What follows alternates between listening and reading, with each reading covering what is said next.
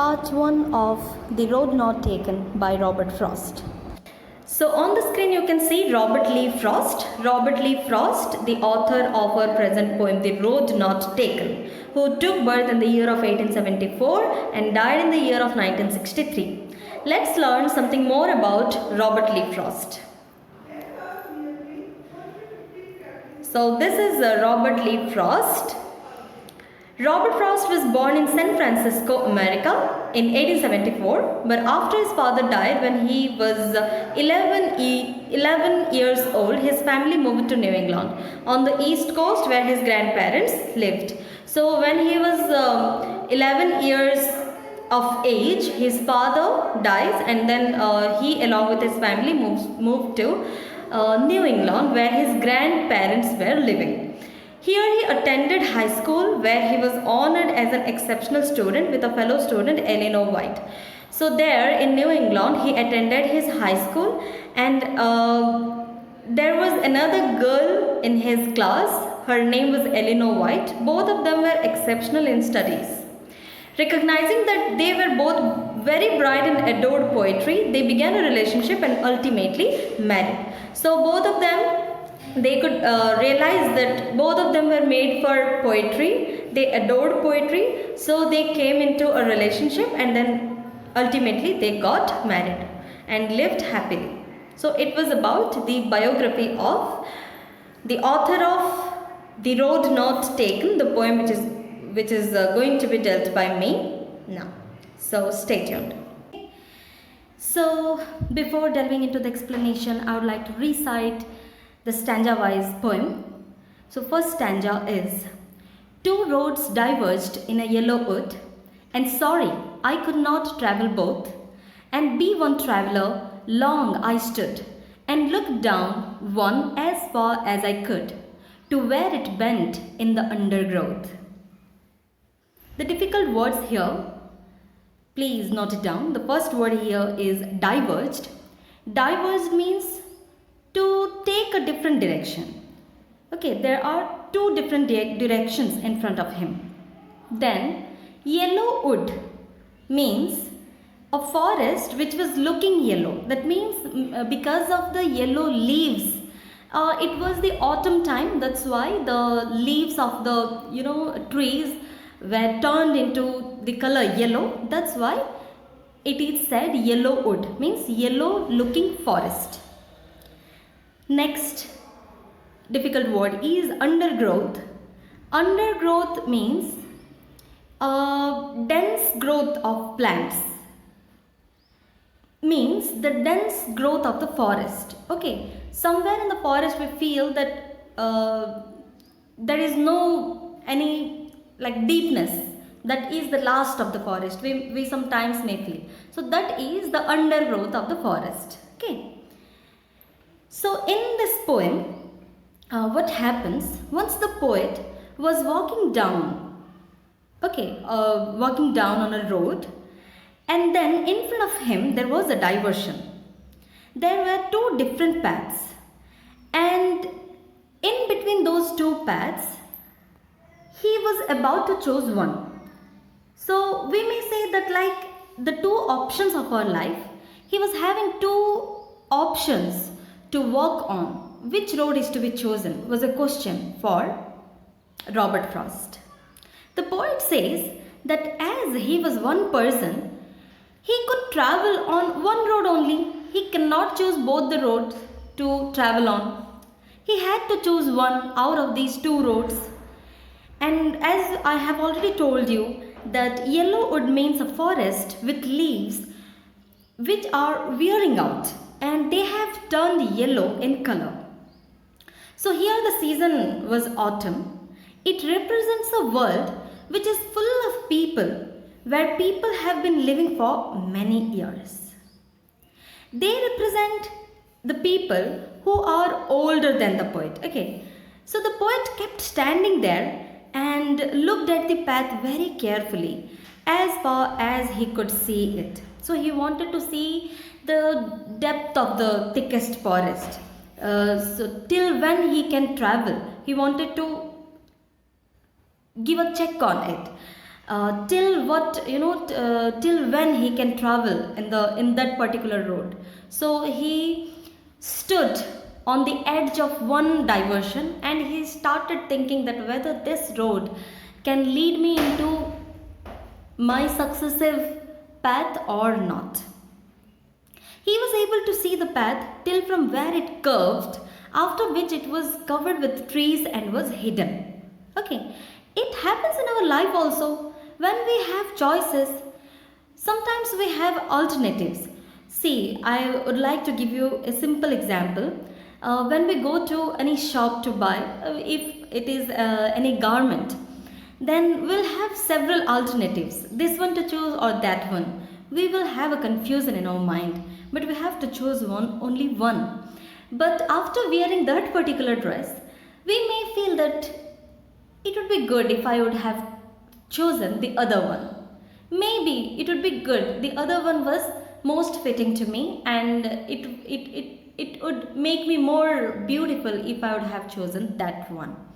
So when we have options in front of us, to think that maybe the other one was better, it is obvious. Okay. So on this theme only, Robert Frost has made this beautiful poem. So two roads diverged in a yellow wood, and sorry I could not travel both. And be one traveller, long I stood and looked down one as far as I could to where it bent in the undergrowth. Okay, let's begin stanza 2. Then took the other, as just as fair, and having perhaps the better claim, because it was grassy and wanted wear. Though, as for that the passing there had warned them really about the same. So in the stanza, there are some difficult words like fair. Fair means it was good as the other road. Okay, both of the road were same. Both of the roads were fair. And next difficult word is claim. Better claim means better option. Grassy means it was filled with grass. Unused, we may say here. Unwalked road. Wanted wear means it is not been used. It has not been used. It has not been walked. So let me explain this. Then took the other as just as fair. So it's very obvious that in front of him there were two roads and one of the roads he had to choose. So he thought that both of the roads were the same, as just as fair. Both of the roads were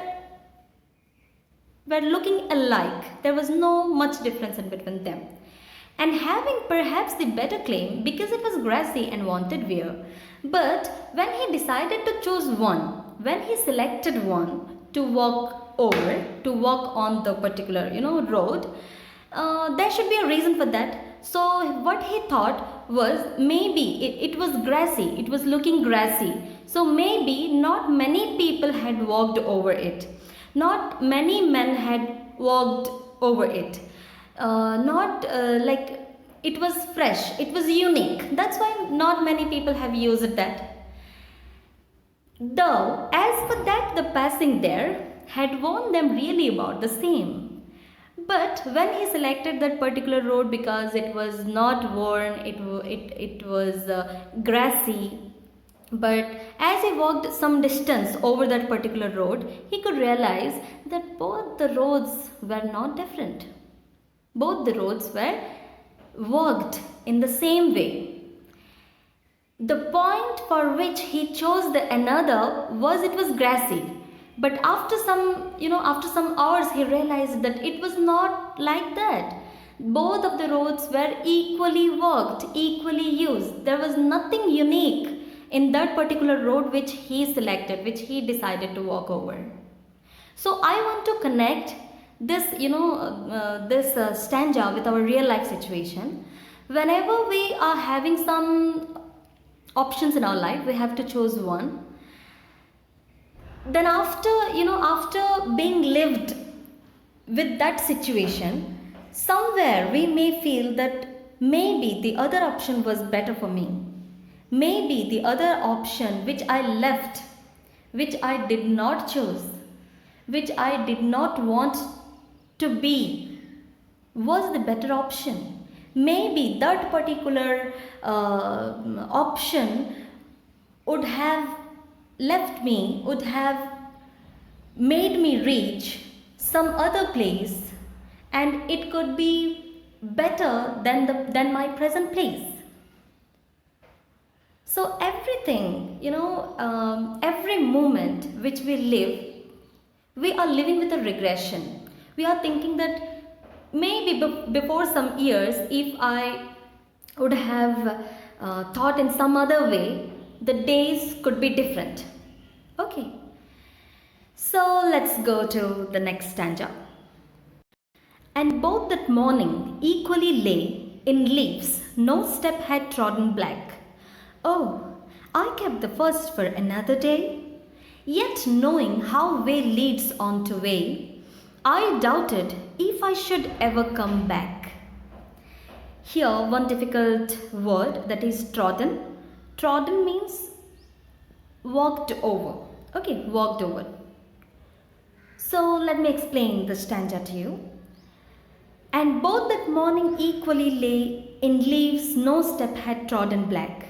The poet says that both the paths were similar that morning.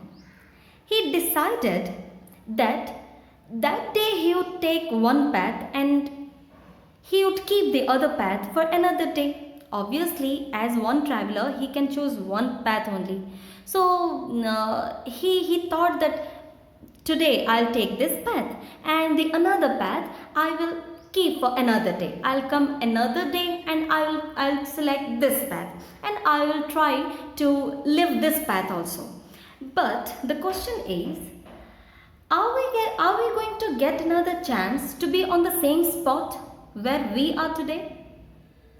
Today, once we have taken the decision, means it's final. How? See, I'm giving a simple example to you. If I chose one option among two or several options, that particular option is going to pave a way for me where I'll be reaching to another spot, and there I'll be getting some more options. And then again I have to choose one option among those, and then I have to live that particular option. After living in that option, after being in that option for several days or several months, I'll be having some more options. So one way leads to another way, yet knowing how way leads on to way, that means one option will be leading to another option, and that chosen option will be leading to some other options. From those options we have to choose again one option. So it's the game of life. We will be having some options, and that the power of decision making, the power of how you are taking your decision, how you are taking your life decision, is going to make all the difference. So we have to keep always this in mind. Which option is not only better, which option is best for us? And we shouldn't have some regression afterwards. Once we have chosen, the life means it's over. We cannot relive the same point. We cannot live the same moment where we can go for the other option. Okay. I doubted if I should ever come back, but now it's the doubt whether he is going to have any other chance to be back on the same spot or not. Obviously, there is no chance to be back. Once you have chosen one path, means your life is going to lead you in that particular way. There you will get some more other options, but not the one you have left. So whenever you are making any decision for you, do it very, very carefully, because it is going to make the difference in your life. And now let me go to the last stanza, the fourth stanza, which is going to be a conclusion for this poem. Okay. I shall be telling this with a sigh, Somewhere, ages and ages hence, two roads diverged in a wood, and I took the one less travelled by, and that has made all the difference. Here the word sigh, sigh means a deep breath, okay. Hence, hence means in the future. So let me explain this to you. Finally, the poet says that in the future, with a deep sigh, with a deep breath, we will say that once upon a time, there was a time in front of me, I was having two options. And in such a point in life, where I had two options, and I travelled on that road which had been travelled upon by, very less number of people. And that decision of mine decided my future. Because of only that decision I made that day, I am here today. Similarly, in future, when you grow up, okay, you will say that once upon a time, when I was young, I was having two options. Let's take a simple example. If there are two streams, after 10th, if I am having two options in front of me, whether should I take arts or science or, commerce. I am having some options, arts, science or commerce. I have to carefully choose it, whether arts is better or science or commerce. It is going to make the difference in my life. If I'll choose arts and then I'm setting a goal, I'll be successfully achieving that particular goal. But if I'll think that no, science is good for me for this moment and I'll choose science, then definitely after some years I'll be regretting that why I didn't choose arts. Maybe to make my goal, to reach my goal, it was better for me if I would have chosen arts. So this is a very strong message for all the students that you should be wise and you should be very, very careful while you make any choice. Out of the options which is there in front of you, you have to study the options. You have to observe the options, keeping in mind, keeping your future in your mind. Okay, because your future depends on the choice that you are making today. Your future depends on the right decision, on the correct decision you are taking today. So that's it for the explanation of the poem, the very beautiful poem, The Road Not Taken. And in the next video, I'll be